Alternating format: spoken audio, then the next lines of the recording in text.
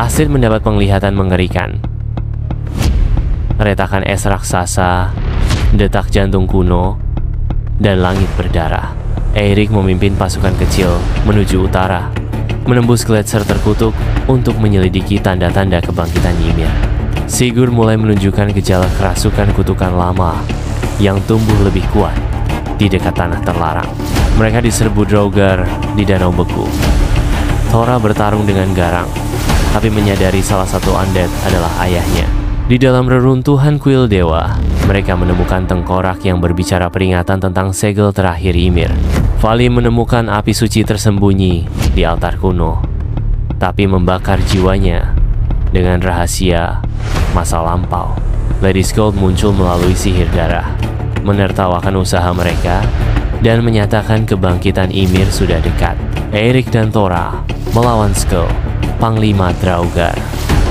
Dengan pengorbanan besar, mereka menghancurkan tubuhnya sementara jiwanya lolos.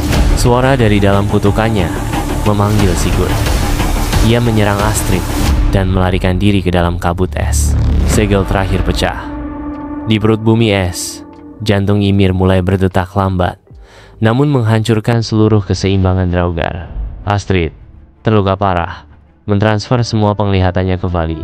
Sebelum mati, dalam pelukan Eirik, ayah, Vali membakar jalan ke kuil bawah tanah bersama Thora, membuka satu-satunya jalur untuk menghentikan detak jantung itu yang tersiksa. Sigurd kembali, tubuhnya separuh batu, membawa pesan dari Ymir, tawaran hidup kekal dengan harga pengkhianatan umat manusia. Langit pecah oleh badai sihir.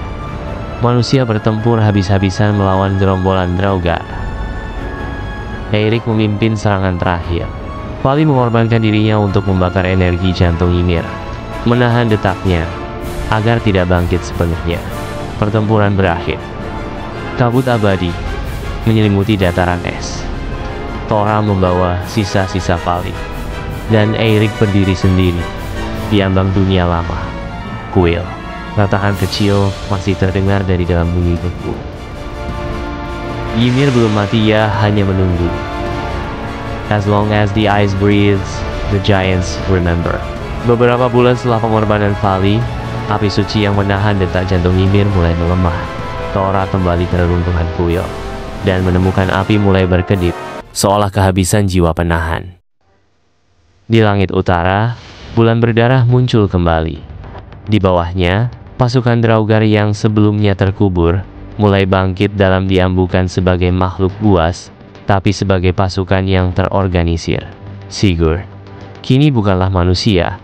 Ia berjalan ke puncak gunung Serpent Spine, tempat darah para raksasa pertama ditumpahkan. Di sana, ia bertemu bayangan masa kecilnya dan diberi pilihan terakhir.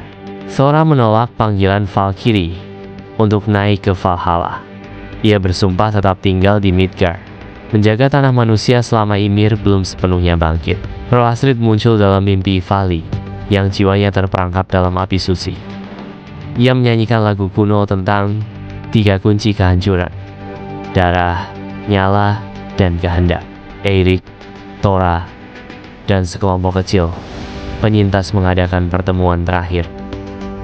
Mereka menyusun rencana bunuh diri, meledakan inti es purba untuk menghancurkan jantung Ymir sepenuhnya. Pertempuran akhir pecah di Void of Bones, lembah es mati di mana waktu membeku. Draugr, makhluk bayangan, bahkan roh-roh para dewa turun bertempur. Thora menghadap Lady Skuld dalam duel maut. Sigurd muncul saat perang mencapai puncaknya. Ia menolak tahta Ymir, menusukkan belatinya sendiri ke saluran utama urat es, membiarkan darah raksasa mengalir ke api dan menghentikan segalanya. Jantung Ymir runtuh dengan raungan terdalam dunia. Gunung-gunung roboh, dan kutukan yang mengikat para Draugr terputus. Roh mereka tenang dalam ledakan cahaya dingin terakhir. Setelah semuanya reda, salju tak turun selama berhari-hari. Tanah utara sunyi. Tak ada Draugr, tak ada api, hanya kabut dan es abu. Bertahun-tahun kemudian, seorang anak kecil bermain di reruntuhan kota Skjoldheim. ia menemukan batu ukir nama Erik dan Tora. Di kejauhan, Aurora kembali muncul, tapi kali ini tenang. Ymir sleeps once more. But in every breath of winter, in every crack of ice, there echoes the memory of fire, blood, and the will to defy gods. The End, Act 3, Ash and Thunder. Di bawah reruntuhan es Kjolthai, seorang pendeta muda menemukan retakan yang menyuarakan bisikan makhluk kuno. Dari dalamnya, kabut hitam membumbung, menandakan kebangkitan kekuatan yang telah lama. Langit Skjoldhai menghitam, dan angin utara membawa firasat buruk. Warga desa berkumpul dengan cemas, menatap ke langit yang berubah, mengetahui bahwa kedamaian hanya sementara. Astrid, sang peramal yang telah gugur, muncul di bawah sinar bulan. Dengan suara yang bergema seperti gema petir, ia memperingatkan Erik dan Tora. Darah Ymir masih mengalir di bawah tanah. Dari hutan mati, makhluk akar bangkit pohon-pohon dengan wajah, tangan berduri, dan tubuh membusuk.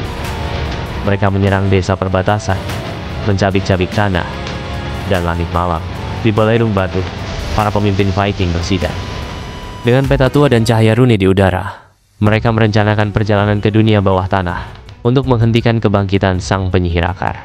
Dipandu oleh sihir dan nyali, pasukan Viking menuruni gua berlapis es dan kristal. Di kedalaman dunia, udara membeku dan sihir menjadi liar, menandai awal dari perjalanan tanpa jalan kembali. Dalam terowongan gelap, mereka disergap oleh Draugr dan makhluk akar. Pedang, sihir, dan teriakan bertemu dalam pertempuran berdarah di bawah cahaya obor dan kilatan gunung. Sebuah danau bawah tanah yang tenang mencerminkan kenangan paling dalam dari setiap prajurit. Beberapa terperangkap oleh ilusi dan menghilang dalam es, sementara yang lain terus melangkah dengan hati. Ketika gua mulai runtuh, Sigurd mengorbankan dirinya dengan melompat ke jurang penuh api hijau untuk menyegel celah korupsi. Jeritan Tora menggema saat runtuhan menutup jalannya.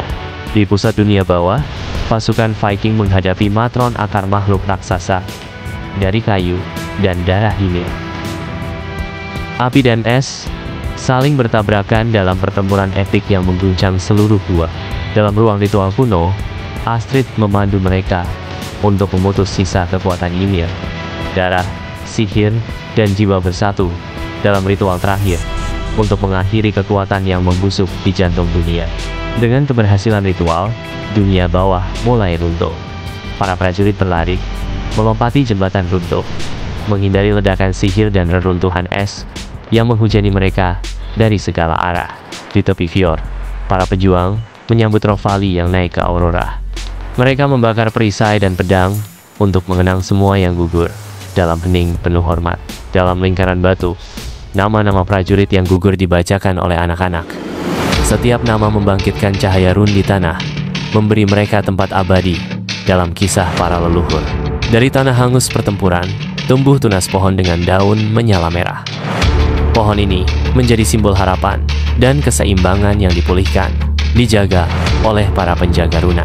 Tora berdiri sendirian di tebing, memandang lautan yang tak bertepi. Dengan perisai dan belati Sigurd di tangan, ia bersumpah menjaga dunia dari kegelapan yang mungkin bangkit kembali. Seorang anak kecil menemukan pedang Erik di salju. Saat ia mengangkatnya, cahaya kuno menyala kembali. Masa depan bersinar di bawah langit utara, dan babak baru pun dimulai.